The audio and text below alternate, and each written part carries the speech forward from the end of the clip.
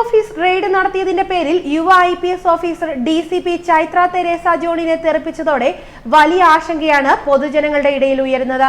നിയമം നടപ്പിലാക്കാൻ ശ്രമിക്കുന്ന പോലീസ് ഉദ്യോഗസ്ഥരെ ഇങ്ങനെ കൂച്ചുവിലങ്ങിടണമോ എന്ന ചോദ്യവും ഉയരുന്നു. ജനങ്ങൾക്ക് ഒരു നിയമവും നേതാക്കൾക്ക് ഒരു നിയമവുമോ എന്നാണ് ചോദിക്കുന്നത്. പ്രതികളെ മിക്ക പാർട്ടി ഓഫീസുകളിലും ഒളിപ്പിക്കുക പതിവാണ്. പാർട്ടി ഓഫീസിൽ പോലീസ് റെയ്ഡ് നടത്തില്ല എന്നതാണ് നാട്ടുനടപ്പ്. എന്നാൽ അതിന് വിപരീതമായാണ് DCP ചൈത്ര പ്രവർത്തിച്ചത്. മുമ്പ് യൂണിവേഴ്സിറ്റി കോളേജിന് മുമ്പിൽ ട്രാഫിക് പോലീസുകാരനെ മർദ്ദിച്ച SFI-കാരനെയും ദേശീയ പണിമുടക്കിനോടനുബന്ധിച്ച് ബാങ്ക് ആക്രമിച്ച യൂണിയൻ നേതാക്കളെയും പാർട്ടി ഓഫീസിൽ ഒളിപ്പിച്ചതായി എതിരാളികൾ ആരോപിച്ചിരുന്നു. എന്നാൽ അന്നേരം പോലീസിന് ഒന്നും ചെയ്യാൻ കഴിഞ്ഞില്ല. പിന്നീട് പ്രശ്നം രമ്യമായി പരിഹരിക്കാൻ ധാരണയുണ്ടാക്കി അറസ്റ്റ് ചെയ്തതായും ആരോപണമുയർന്നു. തുടർന്നാണ് ബുധനാഴ്ച രാത്രി മെഡിക്കൽ കോളേജ് പോലീസ് സ്റ്റേഷന് നേരെ 50ഓളം DYFI സംഘം കല്ലെറിഞ്ഞ സംഭവമുണ്ടായത്. തുടർന്ന് അക്രമി സംഘത്തിലെ പ്രധാന പ്രതികൾ മേട്ടുക്കടവിലെ CPM ജില്ലാ കമ്മിറ്റി ഓഫീസിൽ ഒളിവിൽ കഴിയുന്നുവെന്ന് സിറ്റി സ്പെഷ്യൽ ബ്രാഞ്ച് റിപ്പോർട്ട് ചെയ്തു. തുടർന്നായിരുന്നു വ്യാഴാഴ്ച രാത്രി പാർട്ടി ഓഫീസ് പോലീസ് സംഘം റെയ്ഡ് ചെയ്തത്. പരമരഹസ്യമായാണ് ചൈത്ര ജില്ലാ കമ്മിറ്റി ഓഫീസ് റെയ്ഡ് പ്ലാൻ ചെയ്തത്. റെയ്ഡ് ഉണ്ടാക്കുന്ന പ്രത്യാഘാതം ചില പോലീസുകാർ സൂചിപ്പിച്ചെങ്കിലും അതൊന്നും മൈൻഡ് ചെയ്യാൻ ചൈത്ര തയ്യാറായില്ല. മതിയായ ഫോഴ്സ് ഒരുക്കാൻ മാത്രം ആവശ്യപ്പെട്ടു. എന്നാൽ CPM ഭക്തരായ പോലീസുകാർ ഉടൻ എത്തേണ്ട സ്ഥലങ്ങളിൽ എത്തിച്ചു. ഇതോടെ നേതാക്കന്മാർ ആശങ്കയിലായി. റെയ്ഡ് തടയാൻ ഉന്നത പോലീസ് ഉദ്യോഗസ്ഥർ ചൈത്രയെ വിളിച്ചെങ്കിലും ആർക്കും കിട്ടിയില്ല.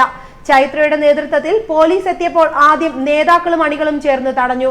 പരിശോധിക്കാതെ മടങ്ങില്ലെന്ന് DCP ചൈത്ര നിലപാട് വ്യക്തമാക്കിയതോടെ നേതാക്കളുടെ ചങ്കുകാളി. എങ്കിലും ഇനി എന്ത് പേടിക്കാനെന്ന ഉറപ്പ് വന്നതോടെ ഉന്നത നിർദ്ദേശപ്രകാരം നേതാക്കൾ വഴങ്ങി. റെയ്ഡിൽ പ്രതികളെ ആരെയും പിടികൂടാൻ സാധിച്ചില്ല.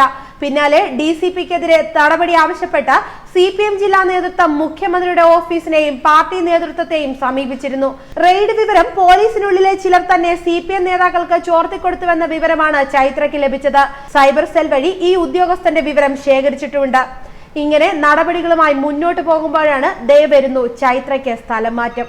ശബരിമല ഡ്യൂട്ടിയിലായിരുന്ന ആദിത്യയ്ക്ക് പകരമാണ് ചൈത്ര തെരേസ ജോണിന് DCPയുടെ അധിക ചുമതല നൽകിയത്.